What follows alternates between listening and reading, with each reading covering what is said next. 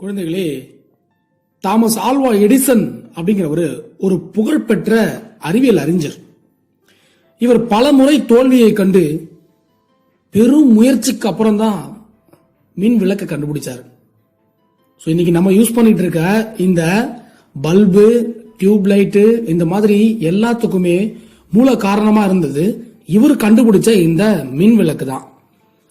இந்த மின் விளக்கை அவர் கண்டுபிடிக்கிறதுக்கு பல முறை முயற்சி எடுத்திருக்காரு.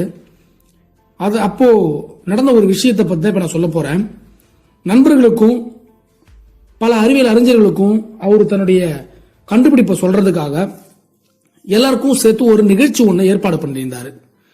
அந்த நிகழ்ச்சி ஏற்பாடு பண்றதுக்காக தன்னுடைய ஆய்வகத்தினுடைய மேல்தளம் ஃபர்ஸ்ட் ஃப்ளோர்ல அவர் ஒரு கூட்டம் ஏற்பாடு பண்ணி நடந்துட்டு இருக்கு.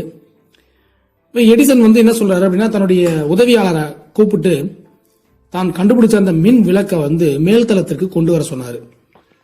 உதவியாளர் அதை கொண்டு வரும்போது திடீர்னு கை தவறி கீழே போட்டுறாரு. அது உடஞ்சிருச்சு. கொஞ்சம் கூட மனம் கலங்காத எடிசன் உடனே மற்றொரு விண்விளக்கை உருவாக்குறாரு.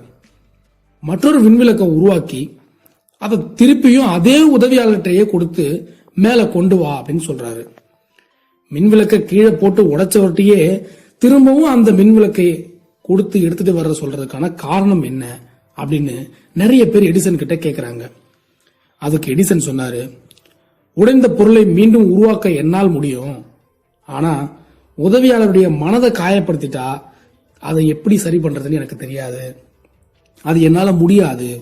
அது மட்டும் இல்லாம மீண்டும் அதே வேலையை நான் அவருக்கே கொடுக்கும்போது தன்னுடைய பொறுப்பை உணர்ந்து கவனத்தோட அவர் பணி செய்வாரு அப்படின்னு அழகா எடுத்து சொல்றாரு.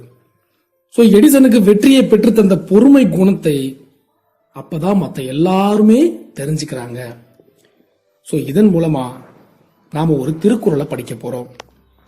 நிறையுடைமை நீங்காமை வேண்டின் பொறையுடைமை போற்றி ஒழுகப்படும்.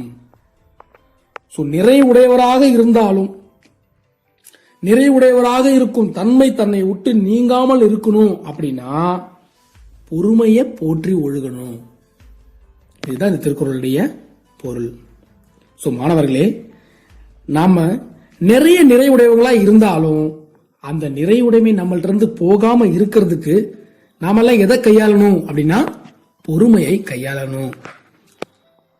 எந்த விஷயத்துக்கும் அவசரப்படாம பொறுமையோட சாதிக்க கத்துக்கணும். நன்றி.